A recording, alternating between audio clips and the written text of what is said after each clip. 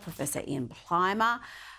Ian, thank you so much for being in the studio. Let's start with Senator Fatima Payman, who seems to be a little bit confused about what the government gives to fossil fuel companies. Have a listen to this. You're telling me that we could raise JobSeeker by $550 a fortnight and it would still cost less than what the government gives to fossil fuel companies through the fuel tax credit, yet the government isn't brave enough to do it. Make it make sense. Ian, would you like to help her out? Well, we can help her out a lot. She might actually look at how much money the government gives wind and solar companies to provide unreliable power, which is extraordinarily expensive. And for many occasions, it doesn't work. And if we didn't have fossil fuels, we wouldn't have energy at all. We wouldn't have any electricity. And the second thing is the fossil fuel rebate that she's talking about is a rebate that goes to farmers, fishermen and miners who use their own roads or waterways, and therefore the monies that are raised are not used to repair government-funded roads. They have their own roads. So it's not taxpayer largesse going to fossil fuel companies. It's basically acknowledging, as with farmers and others, that if they're using their own roads, the taxpayer isn't maintaining those roads, they're maintaining them. Yes. But yeah, I think you need to have a coffee with the senator there and just don't do enlighten that, enlighten her. At the bottom of the barrel for Labor to put her on the ticket, and that shows you the level of their thinking, not her thinking. Well, it's going to be interesting to see if she's re-elected now that she's walked away from Labor. Now, the Earth's historical temperature changes for the last 485 million years have been in the news. The Washington Post published some surprising results, not surprising for you, Professor Plimer, because you're a geologist, you know this data already. And it does seem to show, if you look at the full data, the green circle is where we are roughly now, it's not historically warm. It doesn't look like we've got global warming that's going to be catastrophic, that's going to destroy the world. No, well, not at all. But we geologists have only known this for 100 years. And we look back in time and we see that we've had great ice ages and periods where it's been warmer. And the rate of shift out of a warm climate into a cold climate, or from cold into warm, is very, very rapid. Far more rapid than most people would imagine. The second thing is that what that graph shows us very clearly is there is no relationship between carbon dioxide and temperature. So, end of story. Now, we geologists have known that for a long while. There are a couple of geologists, and you can count them on a sawmiller's hand, who live in government agencies who have a somewhat different view and don't look at the evidence. The third thing that diagram tells us is that we are in an ice age. And we are in one of the few times in the history of the planet where we've got ice on the poles. And we've been in an ice age for 34 million years. We are still cooling down. We have been cooling down for a very long period of time.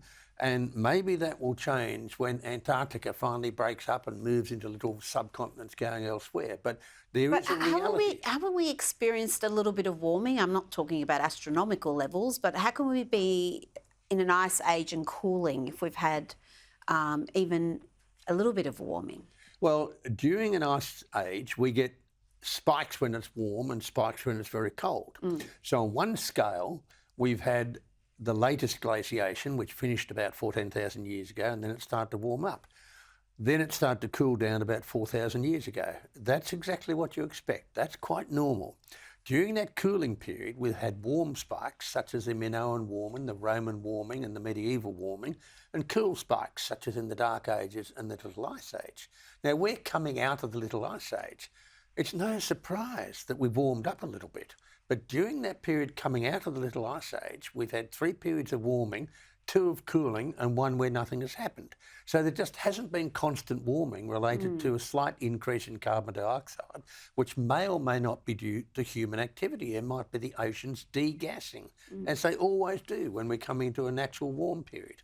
Well, again, I think you need to have a coffee with our environment and climate change minister, because Chris Bowen has been very busy on social media posting more nonsense In recent days, here he is mocking at Peter Dutton's calls for nuclear power in Australia. He even has a birthday cake as a prop. Someone has obviously made a trip to Woolies for this.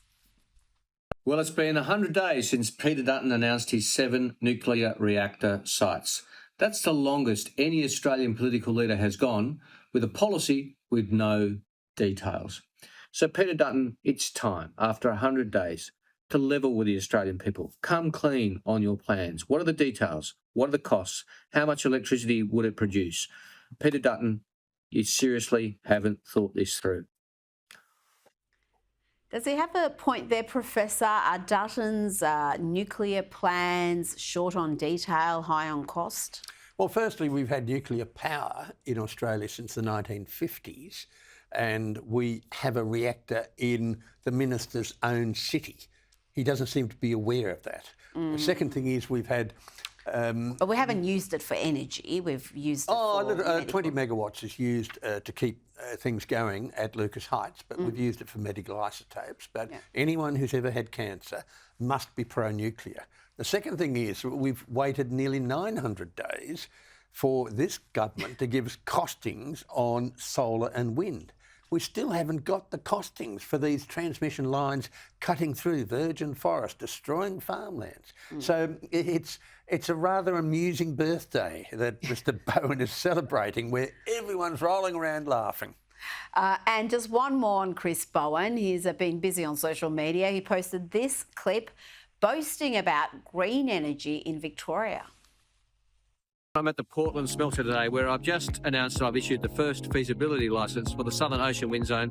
$1.6 billion of local economic benefit, enough energy for 650,000 homes, 10% of Victoria's energy needs, right here in this one offshore wind zone. He does love a prop. He's got the hard hat happening there. Is this promising news for Victoria? Because we keep getting warnings about blackouts, having a gas shortage. So is this wind farm going to be the solution to all that? Well, once you see a politician with a hard hat or high vis gear on, then you have to be very, very wary. The second thing is that in the Otway Basin, underneath the Portland smelter, is a huge amount of gas. That's a much, much better way to run a smelter than having occasional wind bursts giving you electricity. The third thing is that the whole Portland smelter was built based on a power line coming from Gippsland, and that was a long-term contract to provide cheap power and to provide Gippsland the ability to build its power stations. And why would that beautiful coastline want to have these monstrosities out there to sea, which are going to be killing birds, a hazard to aviation, a hazard to shipping? He's got to come up with something better than that. And I suggest the gas beneath the smelter is the place to go. But as we know, the Victorian government is anti-gas exploration, and the Libs aren't much better. Professor Ian Plimer, thank you so much for your time this evening. Thank you.